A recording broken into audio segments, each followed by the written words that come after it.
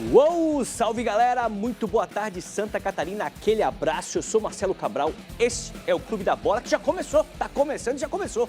Vamos falar de futebol até às 3 da tarde. Se tem catarinense em campo, a gente tá sempre conectado, sempre de olho. O único programa da TV aberta catarinense que une os 4 cantos do estado quando o assunto é o futebol. Pode procurar, não agora, né? Procura depois, não agora, agora fica ligado aqui na NN. Bom, pela Série A não temos bola rolando no fim de semana, em razão das datas da FIFA reservadas aí para as eliminatórias sul-americanas para a Copa do Mundo. Inclusive o Brasil entrou em campo ontem, vai ser tema no programa daqui a pouquinho. Pela Série B hoje temos Brusque e Santos, esse jogo vai acontecer na Arena Joinville. Teve uma negociação aí, levaram o jogo para lá. Ó, tem Avaí Sport na ressacada ainda hoje e a Chape joga só na segunda-feira contra a Ponte Preta, lá no Moisés Lucarelli, em Campinas, São Paulo. Temos hoje a abertura da Copa Santa Catarina, que eu faço questão de lembrar.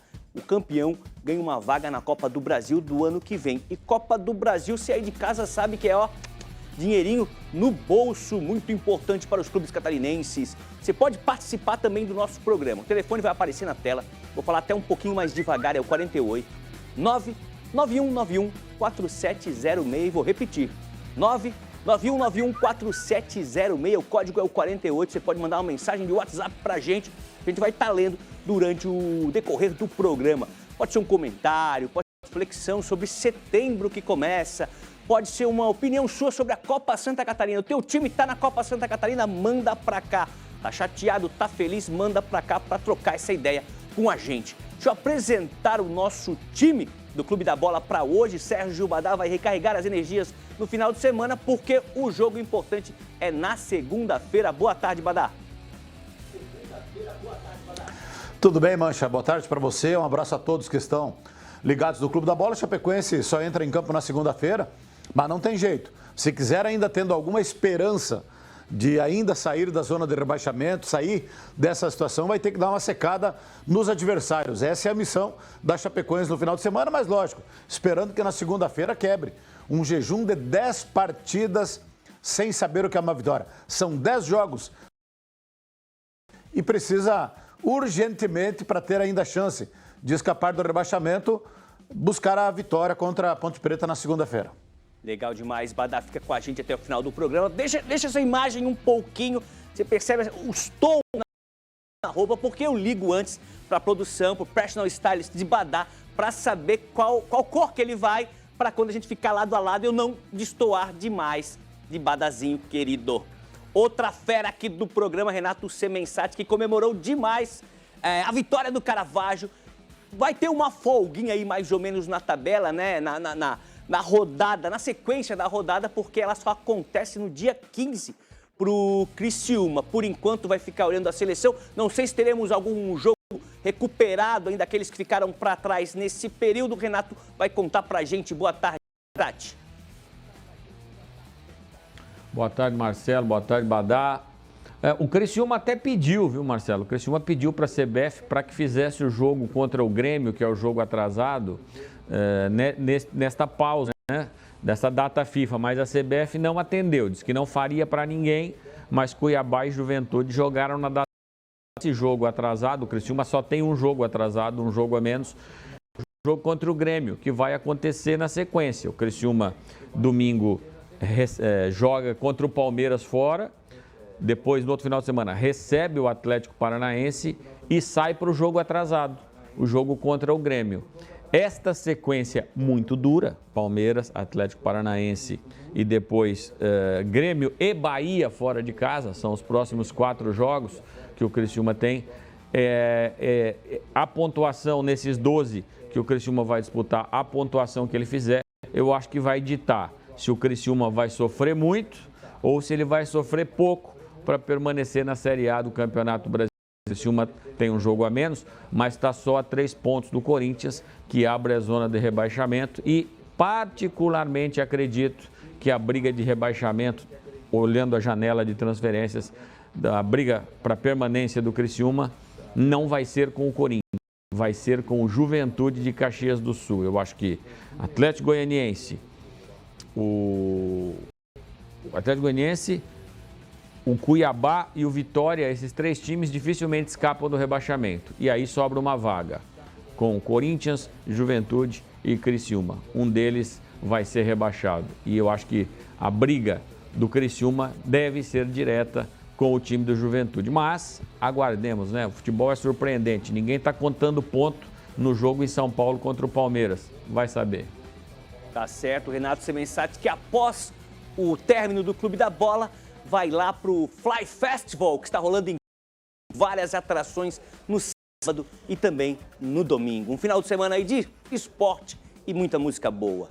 Pessoal que está em casa, que é um pouco mais das antigas, que acompanha há muitos anos a transmissão do futebol pela rádio, sabe que aquele comentarista que é destaque, aquele repórter que se destaca, o narrador, tem sempre um apelido, né? É o de todas as torcidas, é o campeão de audiência, né? O nome do cara e vem um slogan depois.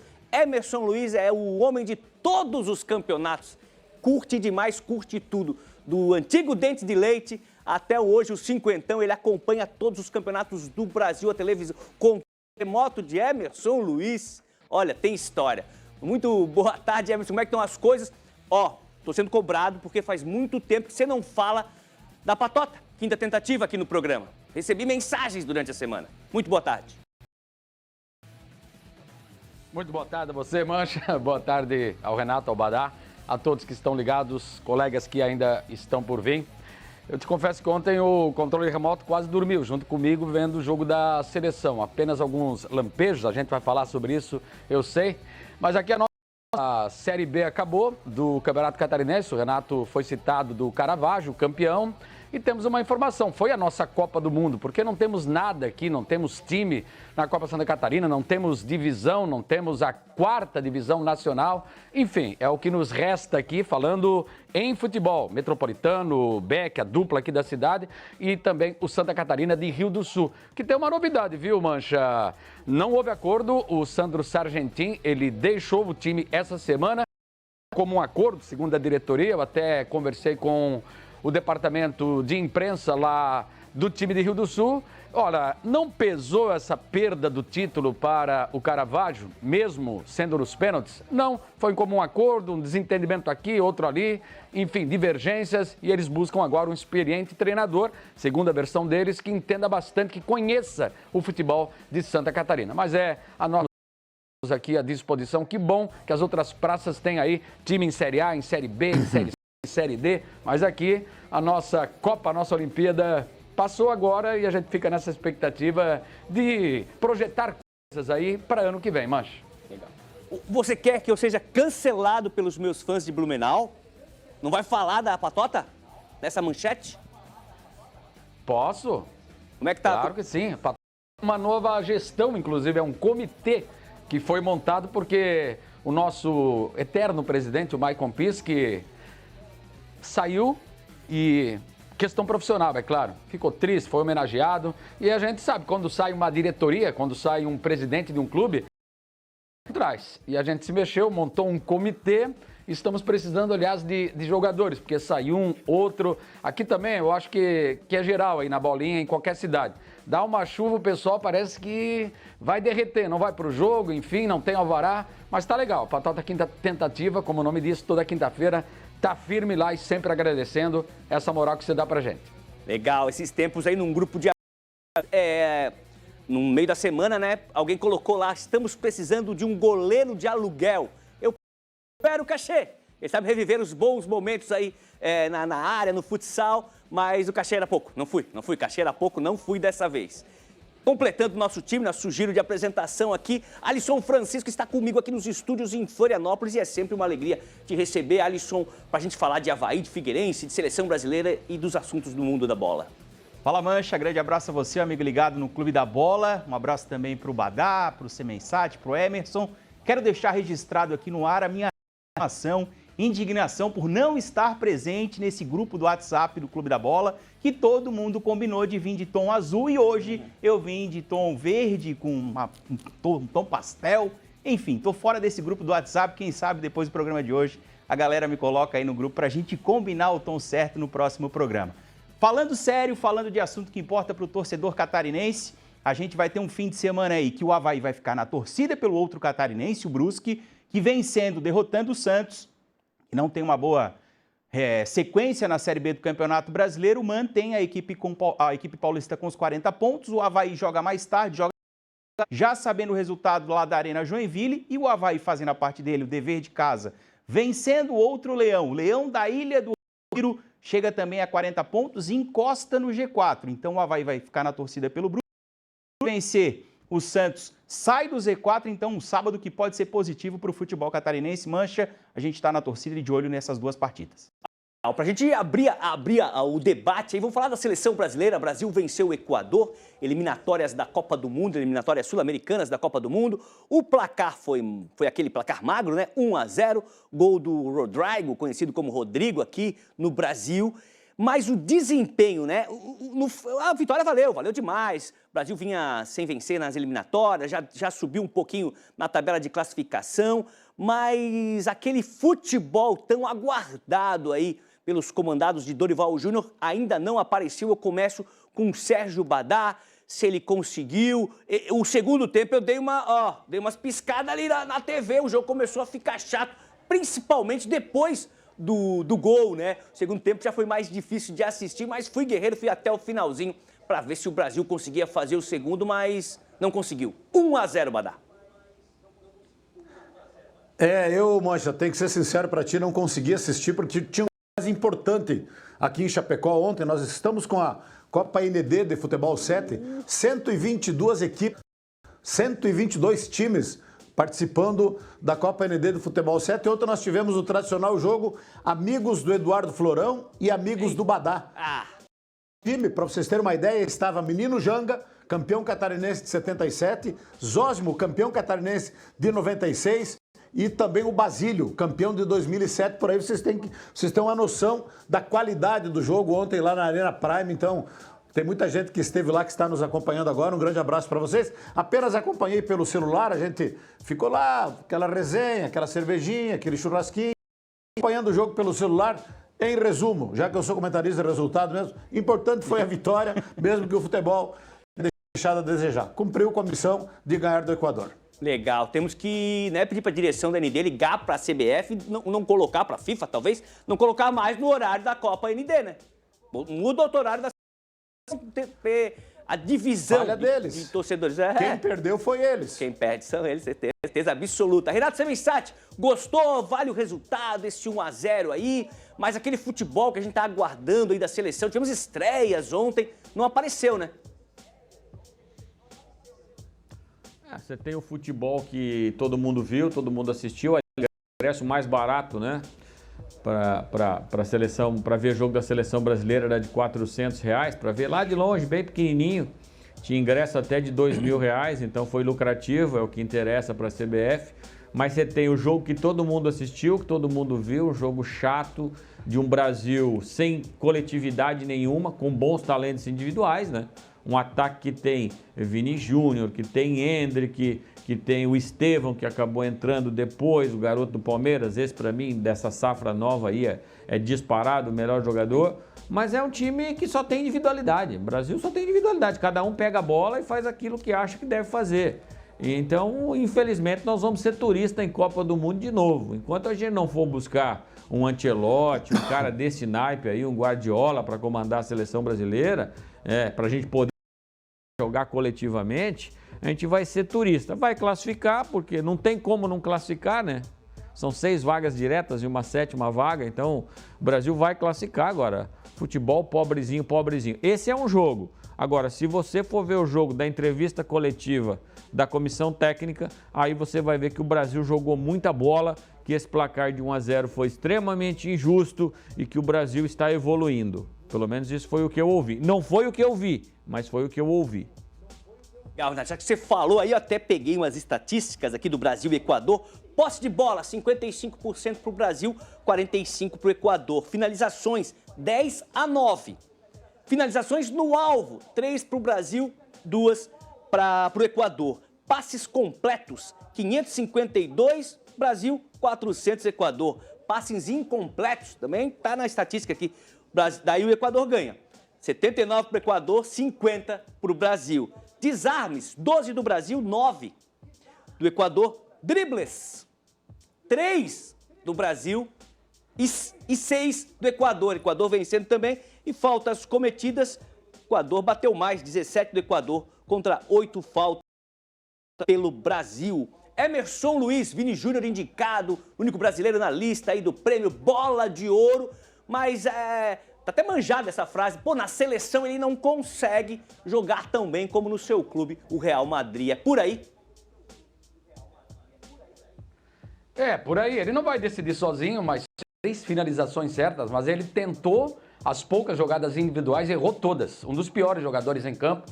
Luiz Henrique até deu aquela ciscada, eu acho que é um bom nome para ser testado. O jogador do Botafogo vive um grande, individualmente falando, chamando o jogo para si. Ninguém ontem, para você ter uma ideia, o Paquetá, que é para ser o 10, o cara é um ciscador, ele tem muita habilidade, mas eu acho que pesa demais a 10 para ele. Não que seja um jogador ruim, pelo contrário. Onde já se viu, o cara joga na Premier League, mas não é um cara para ser o 10, para carregar. A gente até discutiu isso aqui no próprio Clube da Bola, a ausência do Neymar, e eu coloquei meu ponto de vista, sem dúvida, é o cara, mas eu acho que não está mais afim, continua nesse processo de recuperação, a gente tem que achar um 10, e para você ter uma ideia, o André foi o melhor jogador do Brasil, recentemente vendido para o futebol inglês, ele que no Fluminense. Foi um futebol realmente muito burocrático, foi apenas o 9º jogo do Dorival Júnior, mas a gente perdeu aí 1 ano e meio. O CBF perdeu nessa decisão. Tentou aquele Godó, tentou dar um nó em todo mundo, que o Ancelotti estava acertado, enfim, foi apenas uma cortina de fumaça, uma ilusão de ótica que de fato deixou o Brasil de lado, deixou o Brasil sem rumo, porque já poderia estar trabalhando desde que foi eliminado da Copa com um novo treinador, já apostando renovação, mas é difícil. Como disse o Renato, é protocolar, passam 6, não vai ficar fora. Mas o problema é chegar no Mundial e outra vez fazer turismo e ser um coadjuvante. Legal, Emerson. A gente fecha o Papo Seleção com o Alisson Francisco. O Alisson que teve a oportunidade, né, de acompanhar o Dorival em Santa Catarina, né, trabalhando nos clubes de Santa Catarina, Figueirense, Avaí. E o que você está achando, Alisson, desse comando do Dorival, da seleção, da indicação de Vini Júnior? Será que ele leva essa bola de ouro? Olha, Mancha, eu acompanho o que disse o Renato, tá, a respeito do desempenho do Brasil ontem. Eu esperava muito mais, porque o Brasil, ele teve aquele período que ficou trabalhando nos Estados Unidos durante a Copa América, teve mais essa preparação que, apesar de curta, teve também essa possibilidade de melhorar ou corrigir o que foi errado na Copa América, que culminou, inclusive, com a eliminação, e a gente dentro de campo não viu nenhuma evolução. Eu acho que está na hora do brasileiro, do futebol brasileiro, da CBF, abrir mão um pouquinho desse orgulho nacional que a gente tem, que não pode trazer um técnico de fora. Tá nítido, tá claro, tenho o maior respeito pela história que o Dorival Júnior construiu no futebol brasileiro. Eu mesmo achava que era o melhor nome naquele momento ali para assumir a seleção, depois daquela papagaiada que foi o não que deu o Carlo Ancelotti, que é depois, né, da saída do Diniz. Eu mesmo apostava no Dorival pelo momento dele, mas taticamente a gente está observando que os treinadores brasileiros, eles não extraíram o que a gente tem de melhor.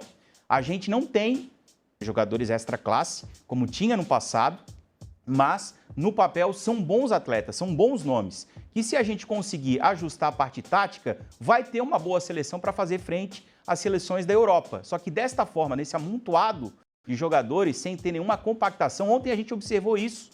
O Brasil com 3 linhas super espaçadas, fazendo o que o Avaí, né, tomadas as proporções, mas a gente faz aquela referência que o Avaí teve nas últimas partidas com o Gilmar Dalpozo. Era um time que tocava muito a bola. A seleção ontem ficou tocando e retocando ali no setor defensivo, do lateral ia para o zagueiro ia para o outro zagueiro, devolvia para o lateral esquerdo não tinha o que fazer, devolvia para o goleiro, chutão. E aí era aquela história, o boi bumbá para ver se a bola sobrava e ficava com a nossa equipe. Então acho que o Brasil hoje, taticamente, está atrasado, está muito atrasado, visando lá na frente, Copa do Mundo, preparação contra grandes equipes. E o que a gente ficou assustado, porque eu esperava, Mancha. Confesso que eu esperava uma evolução do Brasil, né? Até esperava um pouquinho mais de ousadia do Dorival na questão da escalação, que ele já fosse entrar de cara com o Estevão. Acho que o Estevão está num grande momento. Hoje, desse time, desses convocados, é o único que busca algo diferente. Acho que ele está à frente até inclusive do Vini Júnior. Acho que o Vini Júnior na seleção ele não consegue render porque no Real a equipe é ajustada taticamente para que ele possa desenvolver o melhor futebol. E na seleção, como está esse amontoado, aquela história de pega o goleiro e dá um bagão lá para frente, a bola nunca chega para ele chegar quadrada. E aí para resolver a situação fica difícil. Então eu confesso que eu fiquei decepcionado. Profissionalmente eu fui obrigado a assistir o jogo. Se fosse por opção, eu tenho a opção de não assistir, com certeza eu teria trocado o canal. Tá certo, a gente vai seguir falando de futebol. Vamos Série B agora, começamos com o Avaí, mas deixa eu só ler algumas mensagens. Sou Fernando de Imbituba, gostaria de saber sobre as contratações do Avaí nessa janela, se foram boas ou ruins. Já o Alisson conta pra gente. Boa tarde, galera do clube. Amanhã tem Jeque em campo, bora tricolor. Rumo a essa vaga na Copa do Brasil. É o Thiago de Joinville. Tem mais uma mensagem. Boa tarde a todos. O melhor programa da TV. Obrigado, cara. Sou o Carlos Silva Barreiros. Sobre o horário do jogo do Figueirense junto com a seleção brasileira, o que vocês têm a dizer? Eu entendo que a diretoria não tá nem aí pro torcedor. Abraços. Ele tá falando do jogo contra a Chape, que mudou, né? Não vai acontecer no final de semana junto com as outras partidas. São 3 partidas no final de semana e o jogo do Figueira passou para terça-feira. Eduardo Freeland do Avaí deu uma entrevista coletiva aí, falou dos bastidores, falou que o time tá fechado. Quando ele aparece, geralmente o assunto é o bastidor, são os bastidores da ressacada. Fala, Freeland.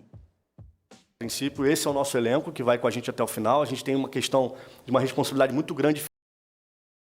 Sempre trabalha muito isso alinhado com o Lucas Pedroso, nosso CEO, para que a gente sempre respeite o que o Avaí... muito se diz, não, o Avaí está gastando muito, o Avaí não está fazendo loucura nenhuma. Na verdade, a Série B desse ano, ela teve, eu já falei isso, ela teve um acréscimo geral em todos os clubes de investimento, por conta da Liga Forte União e outros investimentos, mas se o Avaí não acompanha minimamente esses investimentos, o Avaí ficaria para trás. A gente ainda é um clube que está em processo de reformulação, processo de reorganização, então a gente tem que ter responsabilidade. Só faria sentido uma oportunidade fora da janela, uma oportunidade que ou seja uma necessidade eminente, que o elenco esteja precisando, ou alguma questão que a gente entenda como uma oportunidade que faça sentido. Aí, palavras do Eduardo Freeland. Alisson Francisco, Avaí hoje recebe o Sport, jogo no fim da tarde. Deu uma movimentada aí, teve gente que já arrumou a mala, já preparou a mochila para pegar o aeroporto, a Ressacada fica pertinho, e teve gente chegando por aí também. Conta um pouco pra gente da Semana do Leão.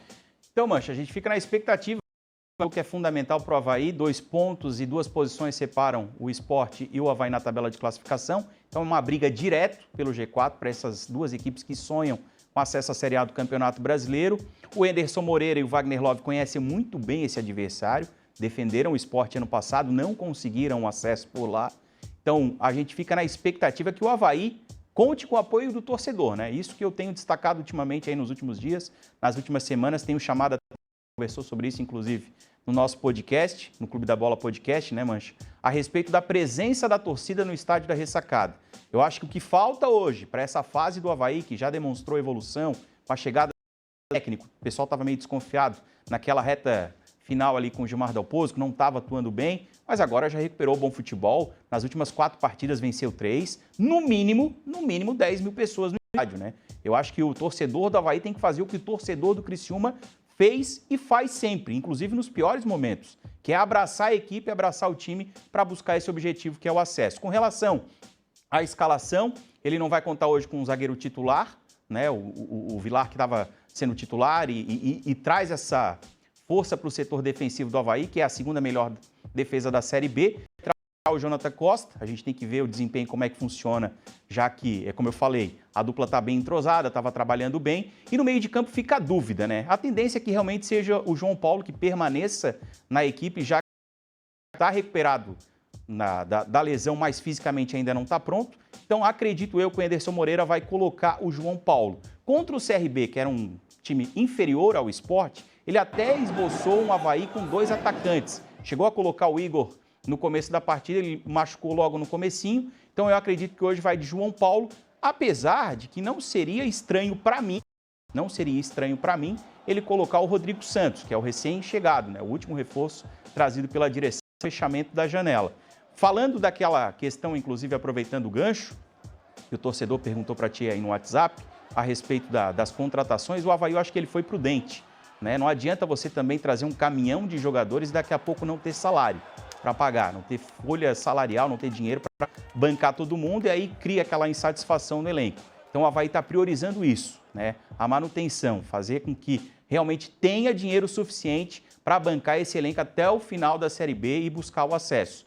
E a gente sabe que no futebol o principal é receber em dia. Se o jogador não recebe em dia, fica chateado e dentro de campo não entrega. Então eu acredito que o Avaí fez contratações pontuais, foi bem assertivo nesse critério e ainda por cima se deu bem com a saída do Cassiano. O Cassiano não apresentou nada, um jogador de 35 anos, ia ficar com um contrato de 2 temporadas e o Avaí, no fechamento da janela, no último dia, conseguiu um negócio de Portugal, nem da China.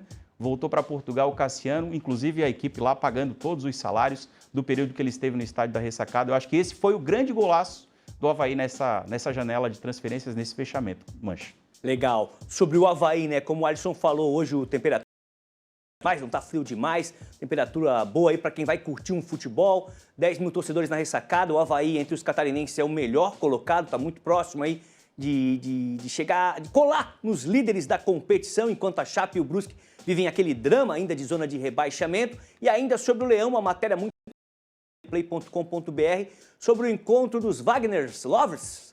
O Wagner Love, jogador, conheceu um torcedor aqui de Floripa, da nossa região, que tem o nome de Wagner Love, porque o pai dele era fã do atacante na época, colocou esse nome, a história é mais ou menos isso, já tá no ndplay.com.br. Seguimos falando da Série B, vamos para Itajaí conversar com o Cacá Oliveira sobre a semana do Brusque. Chega mais, Cacá!